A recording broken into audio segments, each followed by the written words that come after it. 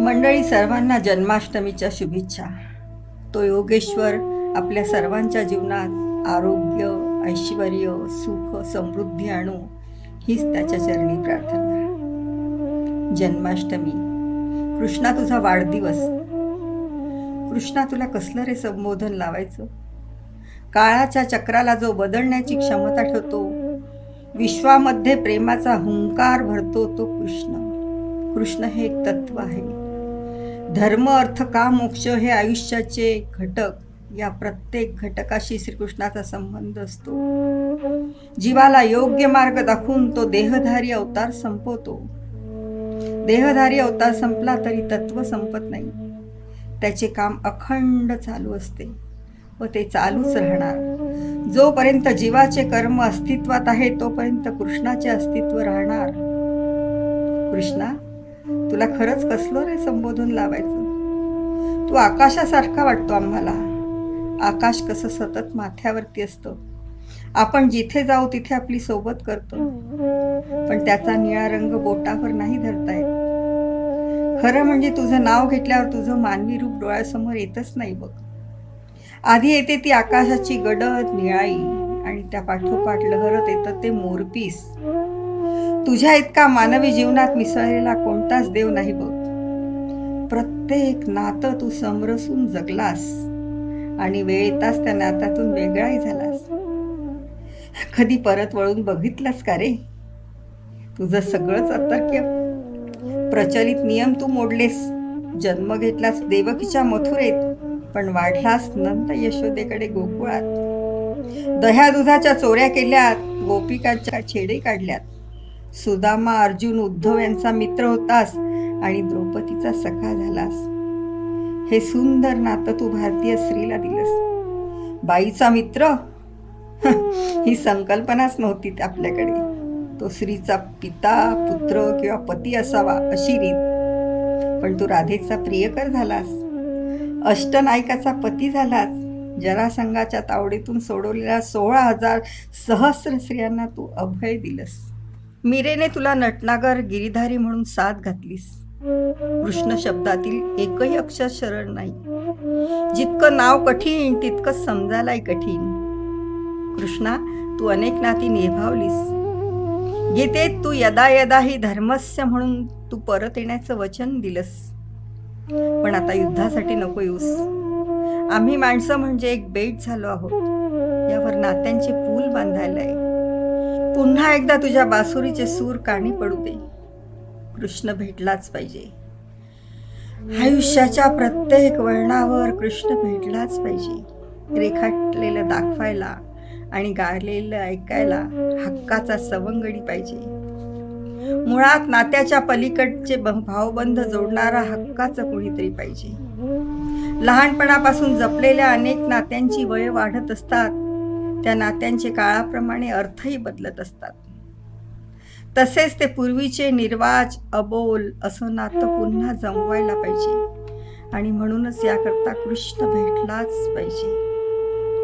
आपल्या मनातलं सगळं जाणणारा, आपलं खोलवर मन रित करायला हक्काचा, विश्वासाचा कृष्ण भेटलाच पाहिजे. मात्र कधी मनाचा पेंद्या होता कामा नये. सुंदर विचारांची रम्य मुरली छेडणारा असा कृष्ण भेटलाच पाहिजे. पण खरंच त्या मुरलीधराकडे मुरली होती का? की अनेकांच्या मनात रुंजी घालणार ती अश्वस्त मैत्री होती? त्याच्या त्या अस्तित्वानं अनेकांच्या मनात उमटत असाव्यात सुंदर लहरी आणि त्याचीच ऐकवीत असावी रुजणारी मुरली. असा मनात मुरणारा तो मुरलीधर मनोहर भेटलाच पाहिजे.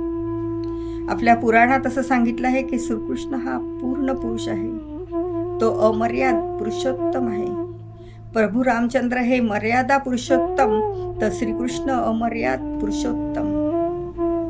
जीवनामध्ये भोग कुठपर्यंत असावा आणि योगाची सुरुवात कुठून असावी हे सांगणं ज्याच्या चरित्रातून आपल्याला मिळालं तो भगवान श्रीकृष्ण. या श्रीकृष्णाचं सर्व स्पर्शित्व असं आहे की तो देवकीचा तान्हा आहे, यशोदेचा कान्हा आहे, गोपांचा तो सखा आहे, राधेचा तो कृष्ण आहेच. पण त्या राधेला त्याने गुरुस्थानी मानलाय. रुक्मिणीचा कृष्ण वेगळा तर द्रौपदीचा कृष्ण वेगळा, मीरेने चित्रित केलेला कृष्ण वेगळा आणि सर्वांना धरून ठेवणारा योगेश्वर कृष्ण सुद्धा वेगळा. तो संगीत तज्ञ आहे. त्यांच्या अंतःकरणातून राधेची निर्मिती झाली असे पुराणात म्हटलं आहे. मुळात राधा हे चिततत्व आहे. त्याचा विलास म्हणजे राधा आणि त्या परमात्म तत्वाच्या ओढीनं स्वतःचं उन्नयन करत खालून वर निघालेली ती राधा आणि वरून खाली येते ती धारा. या त्यांच्यातला फरक आहे आणि म्हणून राधा ही अशी व्यक्तिरेखा आहे जिच्याविषयी बोलताना संदीप खरे म्हणतात, राधे दृष्टीतून काग घन सावळा भिजला, इथे तुझा डोळा पाणी तिथे मुरारी भिजला. डोळा पाणी जिणे उन्ह इंद्रधनुचा सोहळा, पुसटते साती रंग एक श्रीरंग उरला.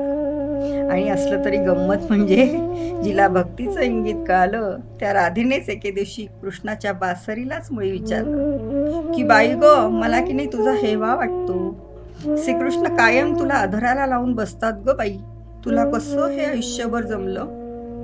श्रीकृष्णाच्या इतकं जवळ राहणं. तशी बासरी हसत एवढंच म्हणाली की भक्तीचं हे परमतत्व तुला सुद्धा माहितीये राधे, मी स्वतःला छेदून घेतले आणि खरं सांगायचं तर मी आतून पूर्ण पोकळ आणि पूर्ण शरीर कृष्णाप्रती समर्पण केलंय आणि म्हणून श्रीकृष्णाच्या पायी सर्वार्थाने समर्पण महत्वाचं शकतो. आपण त्याला फोटो देवघरात देवळात बंद करून ठेवले, त्याऐवजी त्याला सखा सोबती मानलं तर तो 24 तास आपल्या बरोबर आहे ही जाणीव राहील. कोणतेच वाईट कृत्य करायला मन धजणार नाही. त्याच्याबद्दलचा साक्षीभाव आपल्याला सर्व संकटातून तारून नेईल. कृष्णच होता आले तर. पण एवढं सोपं आहे कृष्ण होणं? द्वारकाधीश असूनही सुदामासारखा मित्र, सुदर्शन चक्रासारखे प्रभावी शस्त्र असूनही हातात मुरली, जहरी नागावर मृत्यू समोर पण त्याच्या फणावर नृत्य करणारा, सर्व सामर्थ्य असूनही सारथी बनणारा, पहिला अपराधालाच वध करण्याची क्षमता असूनही 99 अपराध पोटात घालणारा. जमेल हे सगळं आपल्याला? आपण त्याच्याकडे एवढंच मागणं मागू शकतो, एक दे वरदान कृष्णा, एक हे वरदान दे, एक हे वरदान कृष्णा, एक हे वरदान दे. संभ्रमी पार्थासया गीते परी तू जाण दे, एक दे वरदान कृष्णा. विस्मृतीने लोपलेल्या अस्मितेला जाग दे, प्रलयकारी भैरवाचा क्रोध दे, रणराग दे.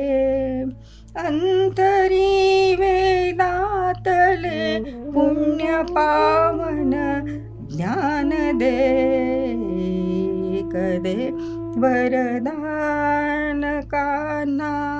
दाटता नैराश्यतम तू स्फूर्तीचा आलोक दे, विसरता पथ साधनेचा जागृतीची हाक दे.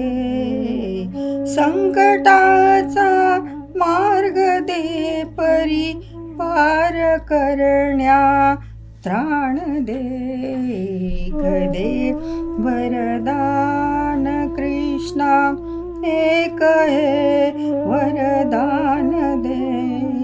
संभ्रमी पार्थासया गीते परी तू जाण दे, कदे वरदान कृष्णा, एक हे वरदान